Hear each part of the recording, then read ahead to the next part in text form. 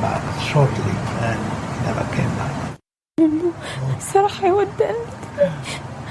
She keeps asking her, where's my dad? Give him a call. Didn't he finish working? She said that her husband was a very loving person, gets along with everybody, and he's always helped other people, and he was a very down-to-earth person. Beatrice Warren Curtis wanted people to call her by her middle name, Nicole. Closest friends and family would call her Nikki. She and her friend Monica had decided to spend a night catching up with each other. Nicole was a 36-year-old single woman who didn't have any children. When I got that phone call on Sunday, it was unbelievable. It was unbelievable to hear that my friend of 16 plus years is gone due to some tragedy that was injustice. Nicole had a heart of gold and would buy school supplies and Christmas presents for those kids that were less fortunate and couldn't afford the items. She died from a gunshot wound to her right arm and torso. The amount of red flags leading up to the shooting were astronomical. While the shooter had a rather normal upbringing, being raised in a home with his mom, dad, and brother, it was the thoughts in his head that were the most worrisome. While growing up, he would whisper threats into classmates' ears and tell him how he would harm or kill them. The shooter especially enjoyed doing this to his track team teammates. He enjoyed watching their scared reactions. He would put his fingers in a gun position, point it at his classmates, and pretend to shoot them. Glaring at people. He's always loved violence, and he's always loved guns, and even outside of myself personally, and before I think his behavior started with the girls in Bellbrook, he always loved to imitate guns and shooting people, and he would look at people and imitate shooting or other violent acts. He was the type of person that loved the shock value. The shooter was part of a porno grind band while in school called Menstrual Munchies. The band would sing very dark and gore-filled songs containing descriptions of sexual violence. Investigators found an old MySpace profile that the shooter had created, which contained many hand-drawn sketches with concerning and scary captions under each sketch. For any girl that turned down his advances, the shooter would describe to them in detail what he planned to do to them. One former classmate said that the shooter told her that he fantasized about tying her up and slitting her throat. In 2012, the shooter was suspended from Bellbrook High School due to creating a hit list and a rape list filled with students' names. He wrote the shooting list, I think, on the bathroom wall, and that was found, and I think that had the names on it, and then the rape list was in a notebook.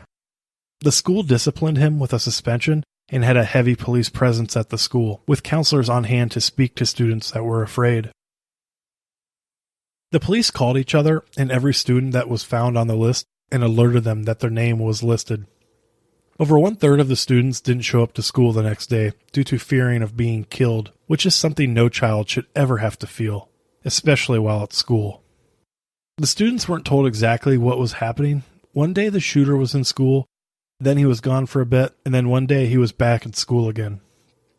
Unfortunately, though, the students were giving no warning that the shooter would be coming back to school.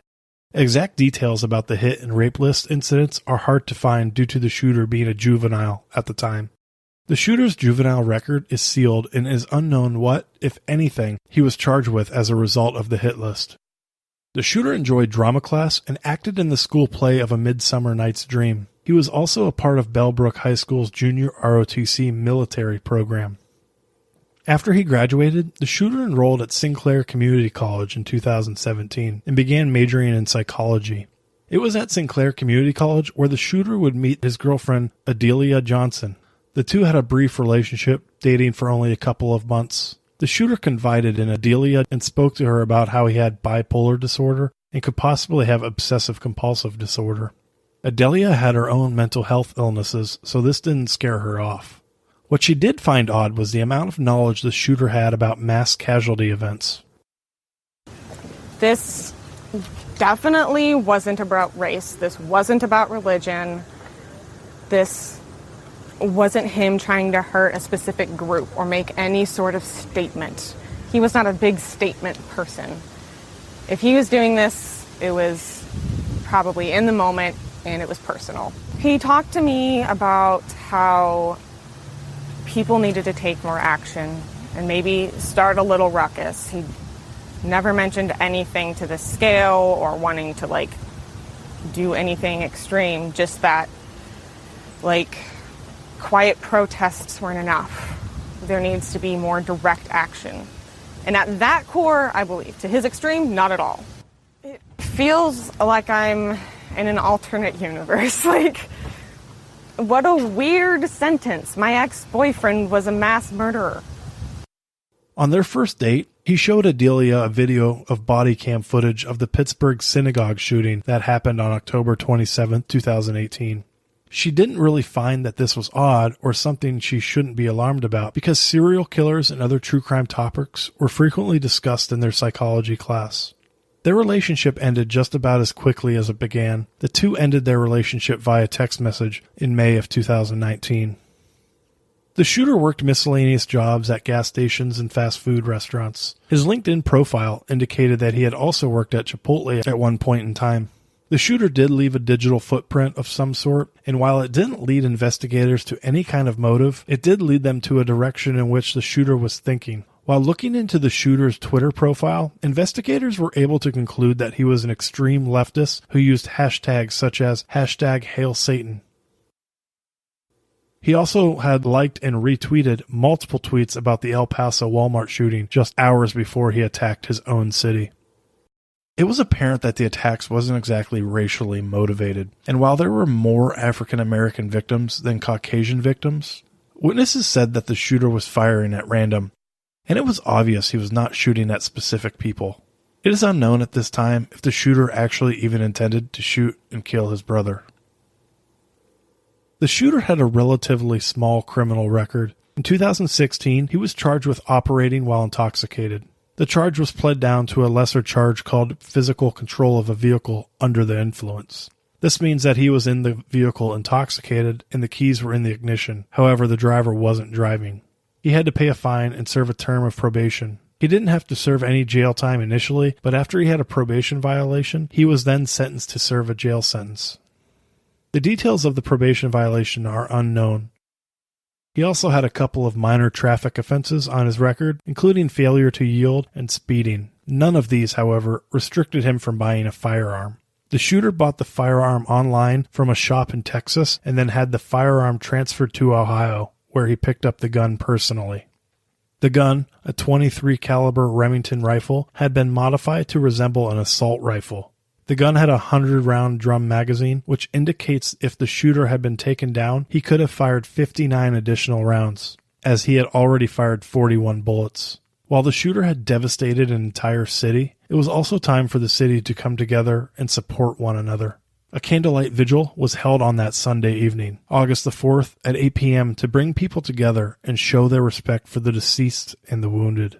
On the day of the shooting, the shooter's friend that was mentioned at the beginning of the episode was questioned about his possible involvement with the shooter. He was later arrested for making false statements when applying for a federal permit to purchase a weapon and possession of a firearm by someone who illegally used controlled substances. The friend told the investigators that he and the shooter had routinely used illegal drugs and substances for the past several years. In 2014 and 2015, the two men did hard drugs several times a week, including LSD, cocaine, marijuana, and various others. The friend said he wasn't a drug user on the application for a firearm form when he actually was a user. 2 pistols and miscellaneous drugs were seized from the friend's apartment. Although he kept the weapon, ammunition, and tactical gear in his apartment so the shooter's parents wouldn't see it, it doesn't appear that the friend knew anything about the attack on August 4th. An autopsy would confirm that the shooter did have marijuana, cocaine, and an antidepressant in his system the night that he died. He also had a small amount of cocaine on him when he was killed by police. Not long after the shooting happened, the shooter's parents posted an obituary on a local funeral home website. The obituary described the shooter as being funny, articulate, and smart. He had blue eyes, a kind smile, and loved reading and listening to music. The obituary was quickly taken down because of the backlash the parents received after posting it. Comments came flooding in, accusing the family of being insensitive and posting the obituary. When the obituary was taken down, it was replaced by a message from the shooter's parents apologizing for coming off as insensitive, and that was not their intent at all. He's the 24-year-old who opened fire at a bar in Dayton, Ohio, killing 9 people before being shot dead by police. Now his family is remembering him in an online obituary. But what is raising eyebrows is the fact that there is no mention of the massacre. The Dayton mass killer. Funny, articulate, intelligent, a kind smile. Who would describe him that way? It only says that he passed away on Sunday, August 4th. The obituary boasts that he was an avid reader who read Harry Potter before entering first grade. There are some people who were concerned it was almost like glorifying the shooters. Today, the family made the decision to take down obituary. As stated before, there were many red flags leading up to the attack on the Oregon district. Almost all mass shootings are planned, and it's our job as a society to look out for those warning signs and speak up before the unthinkable happens. If you notice someone buying an unusually large amount of ammunition or tactical gear, speak up. If you hear someone talking about having urges to hurt other people, speak up. If you know someone who has an unhealthy amount of fascination with prior shootings, please speak up. It doesn't matter how unimportant or silly you may think it seems. You could be saving a life, or possibly many lives. Believe people when they speak up about things. Believe survivors. Believe children. Believe women.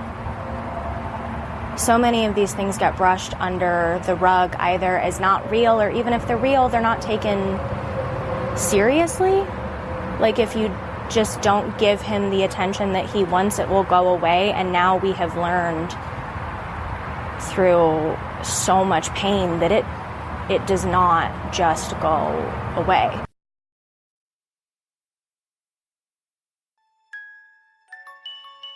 Movies inspired by real crimes, cruise ship deaths and disappearances, crimes that shape the course of history, and crimes involving families. These are just a few of the series you can find on Corpus Delicti. Corpus Delicti is a weekly true crime podcast that takes a series approach, spending several weeks at a time discussing crime within a certain topic. Hosted by 2 Southern Belles, we bring you compelling stories with a hint of Southern charm. Sometimes the stories will make you cry. Sometimes you might even laugh, but they're stories you won't want to miss. Find Corpus Delicti on your favorite podcast app by searching for CORPUSDELICTI and join us every Tuesday. Hope to see you then. Hi there, this is Levi Page. I'm the host of the true crime podcast, Crime and Scandal. Join me as I take you on all the twists and turns of the unsolved mysteries that keep you up at night, the criminal trials that rivet you, and the scandals that rock the headlines. Subscribe to Crime and Scandal on Apple Podcasts or wherever you listen to podcasts. That's Crime and Scandal, your next true crime audio addiction.